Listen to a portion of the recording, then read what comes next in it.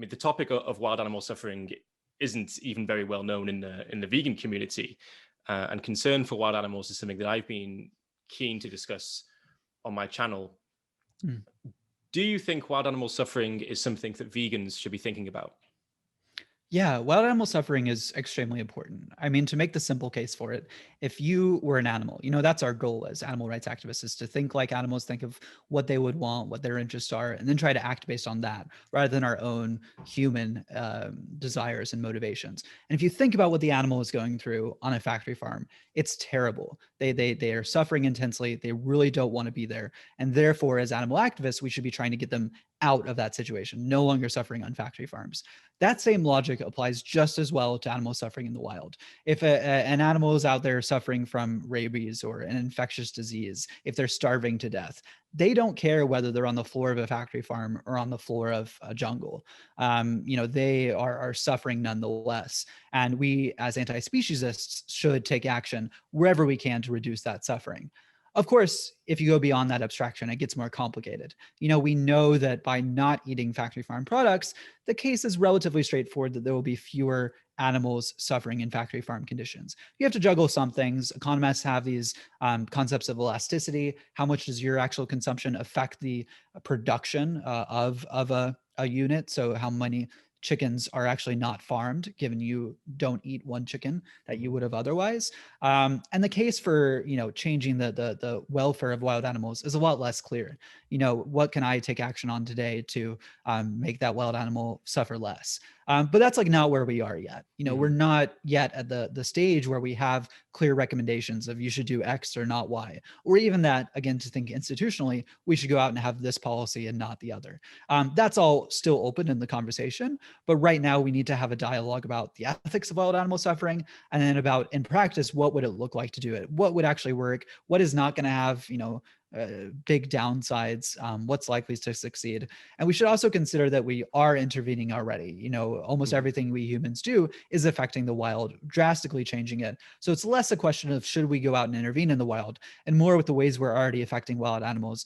Can we be more considerate and compassionate in the way we do that?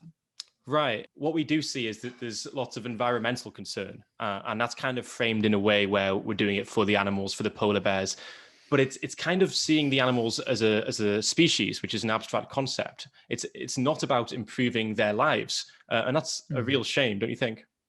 Yeah, or even not as a species, but as a charismatic megafauna poster child for this cause. It's not that when people see a polar bear on the ice cap on a melting iceberg that they think, oh, that polar bear is suffering a lot. If I were that polar bear, I wouldn't want to be suffering a lot. Instead, their reasoning is much more like, I don't like looking at suffering polar bears. I, as a human, don't want to see the cute bear that I love in that position. And shifting that orientation leads us to both think more critically about environmental issues and to get started on this path of addressing wild animal suffering. I mean, it's great that we care about the environment, but it's a shame that we're so focused on seeing these animals as just sort of numbers. And I was wondering, why is it that caring about animals from a species perspective and caring about extinction, why has that become so prevalent? And why don't we have a large movement of people who care about the suffering of the individual? I suppose. Yeah, that's a good question. Yeah, I guess my intuition is that the damage to the environment affects humans. And I guess that's why it doesn't necessarily improve the lives of humans to improve the welfare of wild animals. Obviously, this is very difficult and there isn't much research in this area, but what can we know about the lives of wild animals in terms of whether their lives are net positive or net negative? Do we have any inclination as to what their lives are like?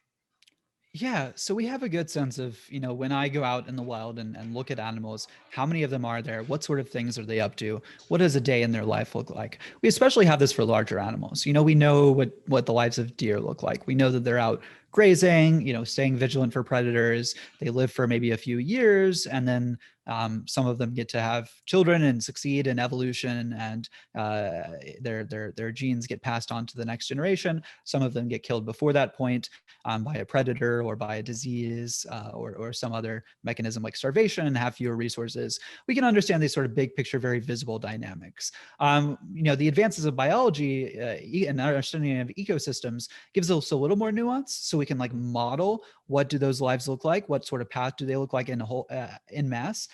So for example, we know K selection versus R selection, which is an oversimplification, but basically it says that, some animals have about as many offspring as they need to reproduce and continue their line. And each of them about lives to adulthood. So, a couple has 3 children, and then 2 of them get to have their own children, and therefore like the line doubles over time, or one child succeeds, and they get to at least pass on some of their genes.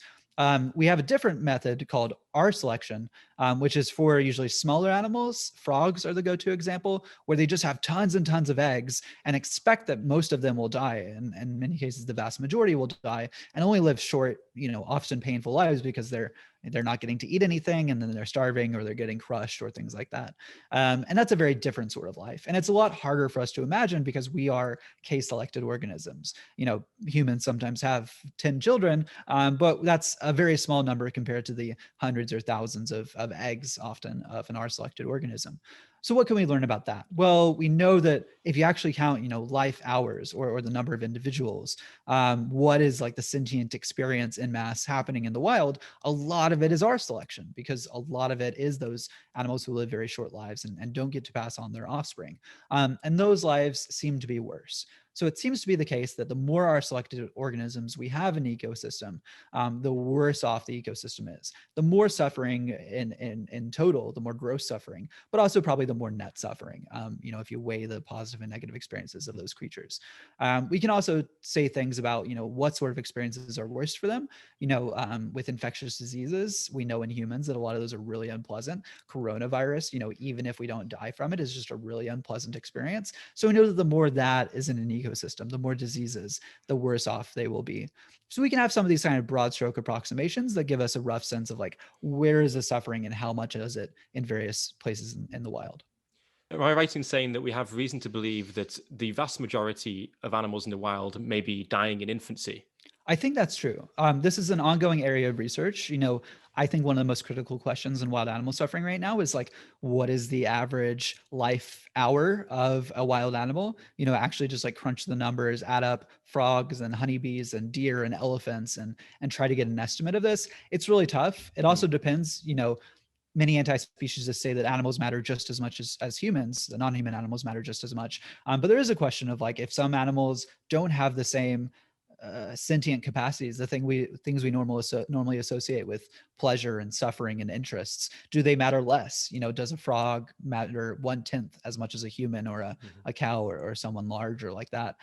So we have to wrestle with some of these questions in that equation. But I think overall, it's safe to say that most of the life hours, most of the sentient experiences are in infancy, are early in life.